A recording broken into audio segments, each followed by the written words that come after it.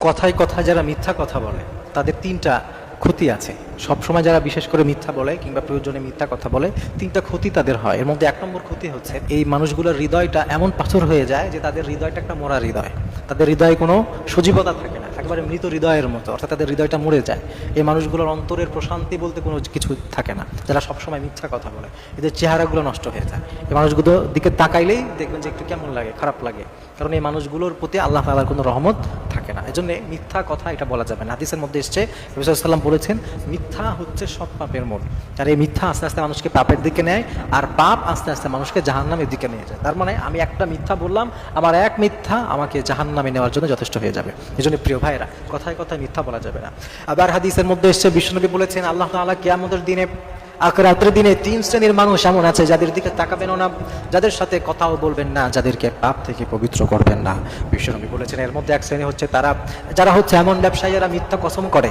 অনেক ব্যবসায়ীরা আছে দেখবেন ব্যবসার জন্য মিথ্যা কথা বলে, তার প্রোডাক্ট এক রকমের, সে বেচার জন্য মিথ্যা কথা বলে আরেক রকমের বলে। তো যারা এইভাবে মিথ্যা কথা বলে মনে রাখবেন মিথ্যা আপনাকে ধ্বংস করে ছাড়বে।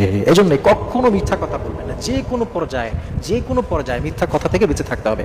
একটা মিথ্যাকে ঢাকার জন্য লাখো মিথ্যা কথা বলতে হয়, আর ওই প্রত্যেকটা লাখের জন্য আবার ওই রকম, তার মানে গোটা জীবনটাই মিথ্যা হয়ে যায়। এজন্য মনে রাখবেন এক নম্বর ক্ষতি দিল মরে যায়, দুই নম্বরে তার লাইফে কোনো বরকত থাকে না, রহমত থাকে না, আল্লাহ তাআলা সব উঠায় নেন, আর তিন নম্বরে সব থেকে কঠিন যে বিষয় দুনিয়াতেই ঘটে, মিথ্যাবাদীর প্রতি মানুষের হৃদয়ে কোনো রেসপেক্ট থাকে না।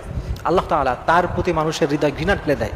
এই মিথ্যাবাদী যারা সমাজে, বা কেউ যদি একবার বোঝে যে এই লোকটা মিথ্যা কথা বলে, যে খেয়াল করে দেখবেন ওই লোকের প্রতি বিন্দু মাত্র রেসপেক্ট আসে না, সম্মান আসে না। সে যদি কখনো ভালো কথাও বলে সেটাও শুনতে ভালো লাগে না, কারণ আল্লাহ তাআলা ওই লোকের প্রতি মানুষের হৃদয়ে একটা বাজে এমন অসম্মান, এমন অকল্যাণ যে মানুষ তা দেখতেই মন চায় না তাকে, যে এটা একটা মানুষ হলো নাকি। এরকম তো বহু আলেমরাও এমন মনে করতো যে একজন মুসলমান সে আবার মিথ্যা কথা কিভাবে বলে। এই কথাটা কোরআনের একটা জায়গায় আল্লাহ তাআলা বলেছেন। আল্লাহ তাআলা বলছেন ইন্নামা ইয়াফতারিল কাযিবা লা ইউমিনুনা বিআয়াতিল্লাহ। আল্লাহ বলছেন মিথ্যা তো তারাই রচনা করে, মিথ্যা তো তারাই তৈরি করে, তারাই বলে। আল্লাহ তাআলা বলছেন লা ইউমিনুনা বিআয়াতিল্লাহ, মানুষের মধ্যে যারা আল্লাহর আয়াতকে বিশ্বাস করে না।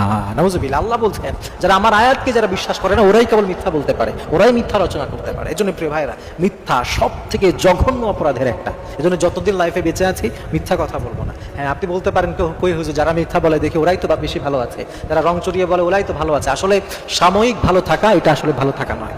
যেই ভালো থাকার পরে ধ্বংস আছে, যেই ঘর তোলার পরে ভেঙে যায়, যেই সৌন্দর্য কিছুদিন পরে নষ্ট হয়ে যায়, এগুলো আসলে সৌন্দর্যই নাই, সেই ঘরই না, সেই জীবনই না, যে জীবনটা কিছুদিন পরে একেবারে নষ্ট হয়ে যায়, সেই সুখই না, যে সুখ কিছুদিন পরে দুঃখে পরিণত হয়। যেন মানুষের এই সাময়িক, মানুষের অনেক কিছু দেখে মনে করবেন না যে মানুষ মিথ্যা বলে পার পেয়ে গেছে, কখনো না। যে মানুষটা ধোঁকা দেয়, মিথ্যা কথা বলে, দুনিয়াতেই সে সেটা শাস্তি ভোগ করবে, আখিরাতে তার জন্য তো আছেই। এজন্য মিথ্যা থেকে ইনশাআল্লাহ আমরা বেঁচে থাকবো।